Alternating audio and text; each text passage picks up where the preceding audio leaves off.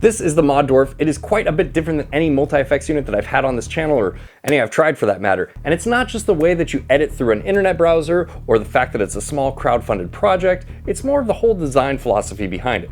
The Mod Dwarf is open source, meaning you, like, yes, you watching this, could develop plugins for this unit. Now, when I say plugins, don't get too excited. Although I did say that my future prediction for a modeler would be something similar to this, that you could load up your VST plugins on, that's not exactly what's going on here. The plugins, or modules, as I like to think of them, see what I did there, can be downloaded through the editor via their online store. Some of them are paid, but I found that most of the things that I looked at were free. This is super interesting as a concept, and we'll go into it more in a minute, but first, let me read the specs. The Mod Dwarf is a 202 by 105 millimeter unit that comes equipped with a quad-core ARM A35 CPU that runs at 1.3 gigahertz, and it has 1 gigabyte of RAM and 8 gigabytes of storage. There is a 2.9-inch LCD that looks like it was pulled straight from my old Pod HD. You guys remember those? We have 2 1/4-inch TRS inputs, 2 1/4-inch outputs, a 3.5 millimeter headphone output, a 3.5 millimeter Type A MIDI input, which unfortunately there's no included adapter for, but that's not a huge deal. Both USB-B for connecting to your computer and USB-A for connecting to MIDI controllers, etc. A control chain port for connecting to other mod peripherals, and unfortunately, no power switch on this guy. So today I'm going to take you through my experience with the Mod Dwarf, show you around, show you some of the features, and then I will give you my thoughts on whether or not you should consider one of these for your own rig.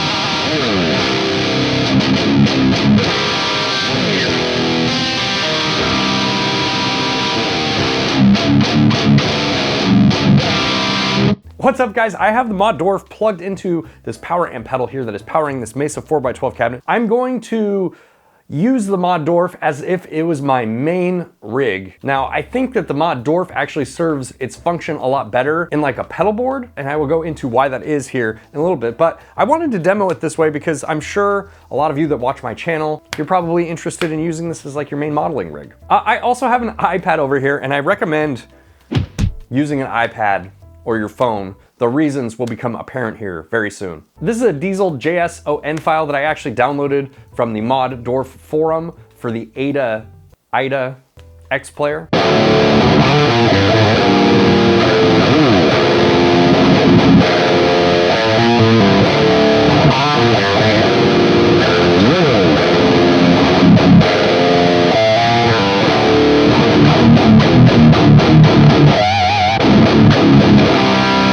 Now, I believe I have this boosted with like a tube screamer. And I say I believe it's boosted with a tube screamer type pedal because it was a while ago that I was sitting at my computer and made this patch. You can use this to segue into there. You actually connect to the Mod Dwarf via your browser. So that's kind of interesting and unique and kind of cool. Down here on the bottom, we have library, banks, file manager, and plugin store. So we're in the constructor mode right now, which is how you build the different patches. On the bottom down here, it says plugin store. We can go to the plugin store here, and you can see there's 369 different plugins. Some, like you can see up here, are different amplifiers. This is a AIDA DSP, AIDA, whatever. We got some cabinets. This is the open source marketplace portion of the pedal, which I think is really interesting and unique. And I'm very curious to see how this goes in the future, because I think it's kind of forward thinking in a lot of ways. Like if we wanted this analog thing here, we could buy that for $10.90. A lot of free stuff on here. A lot of these things are already installed, but you get the idea. I'm just gonna build something very basic from scratch. You know, I don't need to do anything super nuts here. I just wanna get a decent guitar tone. So the way this works is you drag out the stuff that you want into this like pedal board space here. We'll put this gate here too. And then you drag your cables and plug them in. Now this is really cool at first, but after a while when you're adding things and removing things and taking away, like I just want to be able to drag it into the signal chain and have it automatically load up in the signal chain. So like for example, let's say I have a gate here and I wanted to put a drive in. So I'm going to click on distortion here. I just want to be able to drag that and plug that into the signal chain, but you see it's not in the signal chain right now. You know, so to get this into the signal chain, I actually have to unplug that, plug it in over here, plug it in. And it's a very small thing, but you know, when you're adjusting your effects chain enough, it's very noticeable. A little bit annoying, but that's okay. Let's see what this sounds like. I need a cab here. I have this Mega California Recto here. I'm gonna put this in here, and then I'm also gonna load up this IR loader. We'll turn that off for now, and we'll just use the Mega cab and see what happens. Okay, so now I actually have signal.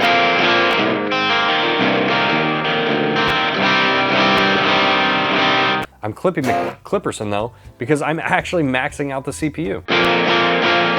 That's unfortunate. Now you can go in here into the settings and use 256 frames as your buffer size.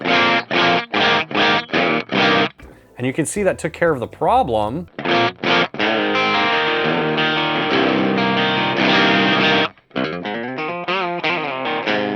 That took care of my CPU problem, but there is a noticeable amount of latency now. When I posted about this on Instagram, when I posted the picture of the Mod Dwarf, I did get a couple comments from people saying like, oh, I heard it has really bad latency. It doesn't have bad latency. It is totally dependent on the user. And the way that you would know if it has too much latency for you is if you go to a plugin, just load up whatever plugin you use, go into the audio settings here, right? The audio buffer size samples, I usually play at 64 samples. So by default, the Mod Dwarf has twice as much latency as I'm used to. Now, I don't think that 128 samples is a deal breaker. For me, it's noticeable because I'm able to get my plugins down to that 64 samples buffer size. Actually, a lot of times I can get them down to 32 samples, which is 0.7 milliseconds, but 64 is fine. 64 is like a good compromise for me. But just go down here and change this to 128 samples and then try it again at 256 samples and see if that bothers you. Full disclosure on that. I'm gonna click on this AIDA DSP player thing here. I'm gonna click the little settings thing, and then I'm gonna load up the 𝗣𝗑𝗏 that we made.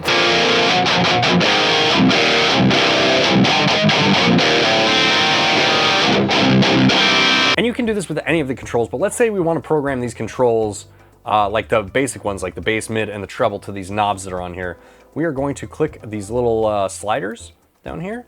Then we're gonna go to device, and we're gonna go to page 1, knob 1 for the bass, save that. Same thing here. And now the knobs on the Mod Dwarf are bass, mid, and treble, so we can adjust them here if we need to.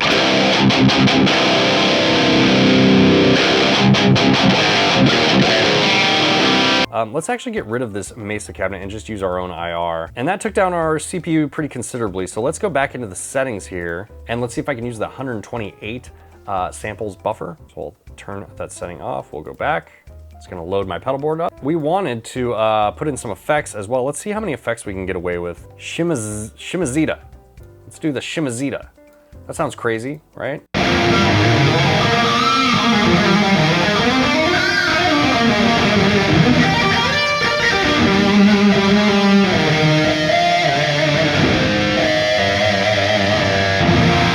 This one sounds really cool, but it is eating up a massive amount of my CPU. And so when you're sitting here with the unit and you're looking at it, you actually don't see your signal chain. And that's actually why I have the iPad here. So if I open the iPad up, you can see the pedal board layout here. This is one of the really cool things about using the browser as an editor. You can use it across a bunch of different devices. And like I showed in the editor portion, you can program any of these settings to the knobs or the buttons, the foot switch things. But I think that if you're the type of person who's gonna get this to like your practice space or on stage or whatever, and then wanna tweak things, it can actually kind of be a problem if you didn't already assign the thing that you need to tweak to the Mod Dwarf. Like here, for example, with this amp model, it's very dark. This is the way it was captured originally.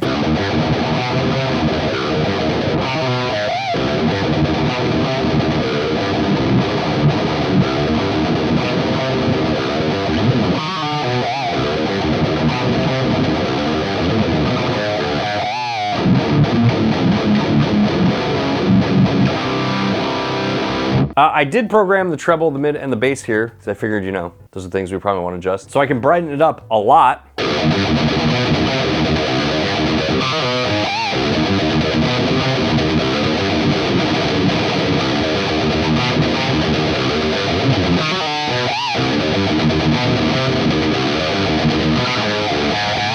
So, you know, you could program like your necessities to those knobs And you just gotta remember to do it when you're setting up these patches. So if you really like fiddling with your unit, that doesn't sound right. If you really like tweaking things on your multi-effects units, then this is probably right up your alley. But if you're the type of person who wants to plug in and play and maybe be able to make some tweaks on the fly, you're probably not gonna be a big fan of this. Unless you're cool with bringing an iPad or your phone along and plugging it in and adjusting it through the browser editor. Let's go to the JVM.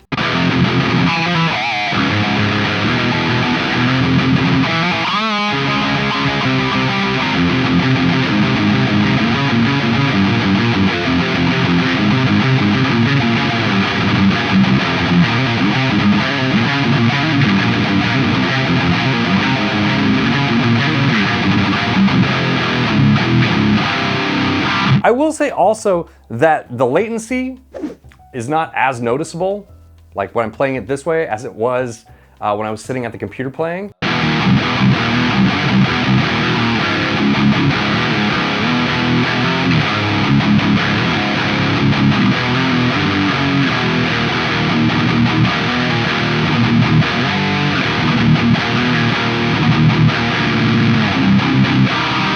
Let's load up the 𝗦𝗡𝗍 pedal from this heavy earth that I captured earlier. Make a model with this pedal here. This is a pedal that my buddy Shay gave to me from this heavy earth. Okay, so the first step in here is we have to do the setup. You hit this run cell and it will, you know, mount your Google Drive. And then now you can go to data. So you download the input file here and then reamp your gear. I've already downloaded it. It is in Reaper. If you're using Reaper, I'll show you how to do this real quick. This is the input file that you download. I'm gonna go in here to the send. I'm gonna go to the hardware outputs, and on my specific hardware, I have the line going out of output 3, the Apollo Twin Duo, so I'm just gonna select line 3 there, and that will send this signal out of line 3. You can hear it making weird noises. That will send it out of line 3 into my preamp pedal here from my buddy Shay, and then we're just gonna hit record. This is going into line 1 on the Apollo Twin Duo.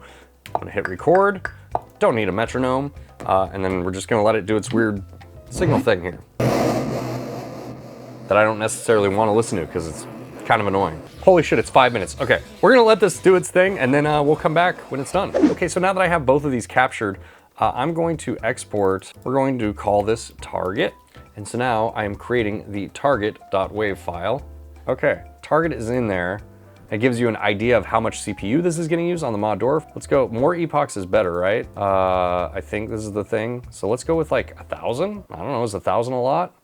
It seems like the middle of the bar there. So we'll just go with 1,000. Now let's see if we can run this training again with 1,000 epochs. Now we're gonna go down here. We can do a model evaluation. I'm gonna skip this part. I'm just gonna try and do the model export because we're just gonna load it up into the Mod Dwarf.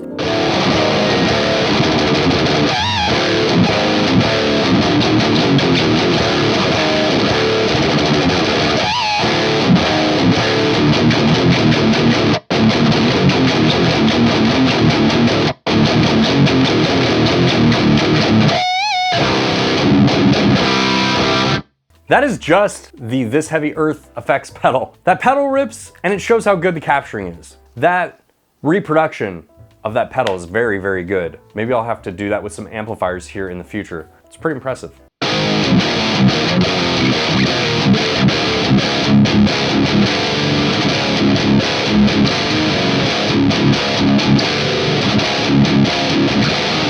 If you use the AIDA X plugin and you want this captured, whatever, this JSON file, I will put it in my Discord in like the free stuff section. So, you know, you can go into my Discord and you can get it there.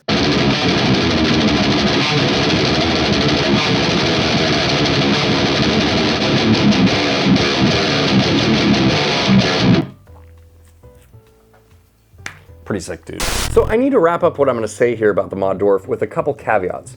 Number one, there are more things that you can do with this than I would ever need to or be able to figure out. I mean, the open source nature of all the content that you can load onto the pedal and the massive flexibility of the routing and the MIDI support really make this quite the device. Now, on the other hand, with anything that's open source, you're going to get a mixed bag. Pros are customization and modification, but the cons are things like quality standardization and complexity.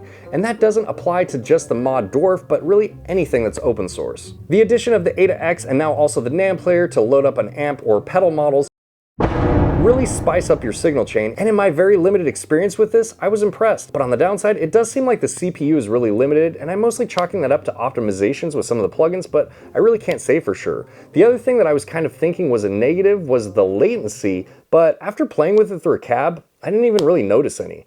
I know it's kind of a concern people have, but if you've used enough of these units, you are probably used to it at this point. Honestly, I'm just really excited something like this exists, and I think the implications it could have are pretty profound. Like, imagine if one of the larger companies like Fractal or Line 6 started allowing third-party developers to make additional effects and amplifier models. That's something I could actually see companies like ML Sound, Bogren Digital, or even someone like AudioSult jumping on and creating models and effects for those larger platforms. And I just briefly want to mention this as well. Mod did start crowdfunding this right around the same time as the pandemic, and they had some issues with their crowdfunding and their supply chain or whatever, and they had to ask their backers for more money to fulfill units, and some people were understandably upset by that. I'm no six-string TV, if you will. I just like to plug in and make the gear go jun jun. But if you would like to read about all of that juicy gossip, I will leave a link for their official statement down in the description below. So finally, at the price point of $499 US, do I recommend this?